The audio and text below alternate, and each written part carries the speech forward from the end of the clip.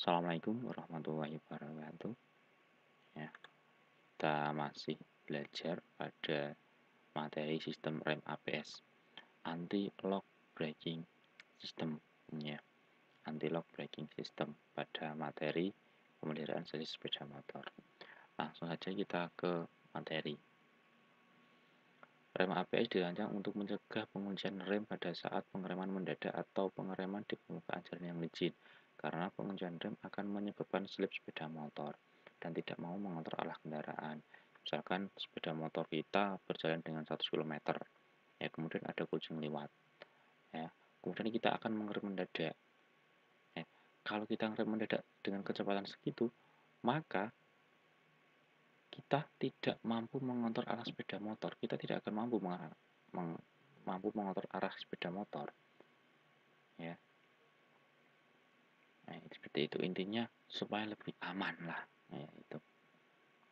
Nah ini contoh kasusnya di mobil ya, ketika mendadak pasti tanpa ABS pasti remnya akan melonyor, ya pastinya akan melonyor seperti ini. Bahaya ini kalau jurang ini, wah ini satu isi dengan mobilnya rusak ini ya pasti.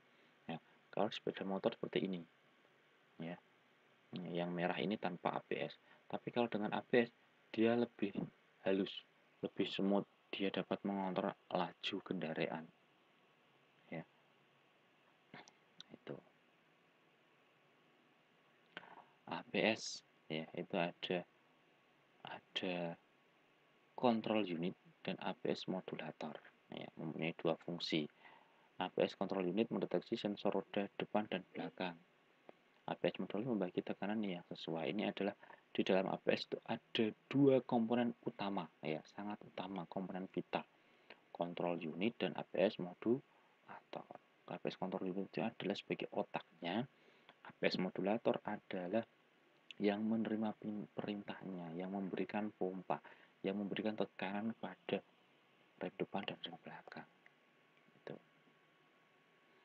Peran ABS (Anti-Lock Brake System). Jika pengereman pada sepeda motor dilakukan dengan terlalu keras, roda dapat mengunci sepeda motor dapat kehilangan keseimbangan. Contohnya tadi ya, penguncian roda terutama dapat terjadi sewaktu mengendarai di jalan yang licin, jadi pengereman harus diatur dengan hati-hati. Dengan adanya fungsi ABS, pengendara dapat dengan mudah menjalankan pengereman dengan stabil. Kalau menggunakan ABS, otomatis pengereman secara mendadak pun sepeda motor akan tetap stabil. ABS akan mendistribusikan minyak rem sehingga minyak rem akan beroperasi on off sangat cepat. Ya, dia itu ABS itu akan ngerem tidak gitu. Kalau ngerem terus otomatis dia akan slip, ya kan? Makanya ABS akan ngerem tidak on off yang sangat cepat, yang menyebabkan rem beroperasi tekan lepas sekitar 50 kali per detik. Jadi 50 kali on off, ya 50 kali on off di kaliper, ya tekanannya akan ngerem tidak selama 50 kali per detik, yaitu cepat banget itu ya. Hal ini akan mencegah penguncian pada saat sepeda motor berjalan di jalan yang licin. Nah, kuncinya itu ini. Misalkan ABS tidak on off sekitar 50 kali, tekanan di dalam fluidanya itu, tekanan remnya tidak on off, ngunci lepas tidak sampai 50 kali, misalkan cuma 2 kali, maka masih akan terjadi slip pada sepeda motor. Nah, kemudian di sini lanjut ya. Nah, ini adalah komponen-komponennya ya, ketika komponen-komponen itu dijabarkan. Yang pertama adalah front wheel speed sensor dan pulsar plate. Sensor kecepatan roda depan bekerja dengan cara menghasilkan sinyal pulsa untuk ECU. Nah, ini adalah untuk menyensor, mengetahui putaran roda depan ya. Putaran roda ini berapa kali putaran sih per detik. Nah, ini juga sama, sensor kecepatan roda belakang bekerja dengan cara menghasilkan sinyal pulsa untuk ECU ABS. Yang ini depan, yang ini belakang. ABS ECU akan menerima sinyal pulsa dari sensor kecepatan roda dan akan mengoperasikan motor dan pompa. Nah, kedua ini, sensor ini mengirimkan sinyal ke ABS ECU. Nah, ABS ECU akan memprosesnya. Kecepatannya 50 km per detik. Maka saya akan memompa remnya berapa kali, ya. Saya harus menghitung pengeremannya berapa kali, ya. Nah, ABS ECU ini otaknya, ya.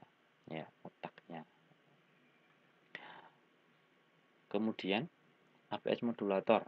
ABS akan mendistribusikan tekanan rem fluida yang sesuai untuk masing-masing roda. ABS ECU ini akan memerintahkan ABS modulator untuk tadi membuat tekanan pada roda-roda. Ini kaliper, ya. Ini kaliper. Nah, ini adalah ABS modulator. ABS modulator ini memerintahkan mendapat perintah dari ECU supaya membuat tekanan ke roda depan dan roda belakang supaya tidak terkunci, ya. Supaya tidak terkunci ABS modulator. Nah, dua ini sangat vital sekali. Kemudian delay valve. Nah, delay valve mengatur tekanan rem hidrolik depan, ya. Yang mengatur tekanan rem hidrolik depan. PCV proportional control valve membatasi tekanan fluida rem untuk rem belakang. Kenapa kok tekanan rem fluida di belakang dibatasi? Karena tekanan depan dan belakang itu lebih banyak tekanannya di depan. Pengeremannya itu lebih diutamakan di depan, ya. Karena apa? Momentum ketika kita berjalan dengan kecepatan misalkan 60 km, kemudian kita direm mendadak, otomatis penumpang yang ada di sepeda motor tersebut akan terdorong ke depan. Nah, otomatis bebannya roda depan akan semakin banyak. Nah, maka dari itu perlu pengereman yang lebih besar. Maka yang belakang tidak perlu sebesar rem belakang, nanti terkunci dia karena bebannya pasti terdorong ke depan. Nah, ini tadi sensor-sensornya. Yang pertama adalah wheel speed sensor. Bentuknya seperti ini contohnya jika di rem depan, ini rem di belakang seperti ini pulse rimnya, ini wheel speed sensornya. Dia akan membuat gelombang elektromagnetik, ya. Sinyal pulsanya seperti ini, dikirimkan ke mana? Dikirimkan ke ECU ABS. ABS modulator. ABS modulator tuh ini. ABS modulator tuh ini, ya, yang berwarna putih ini. ABS modulator. ABS modulator akan mendistribusikan tekanan fluida yang sesuai untuk masing-masing roda. Nah, ini ketiga. Nah, ABS modulator ada motornya. Selanjutnya ECU ABS, Electronic Control Unit, ya. Dia satu kesatuan dengan ABS modulator. Nah, tapi ini bentuknya elektronik. Kalau ABS modulator masih konvensional, ya. Dia pompa, ada pompanya, ya. Dia fungsinya untuk memompa fluida, ya. Ini memprosesnya, otaknya di sini. Lanjut, ABS warning lamp. Nah, kalau di sepeda motor ABS ada lampu kuning, ada tulisannya ABS. Ini adalah warning lamp, lampu indikator rem ABS.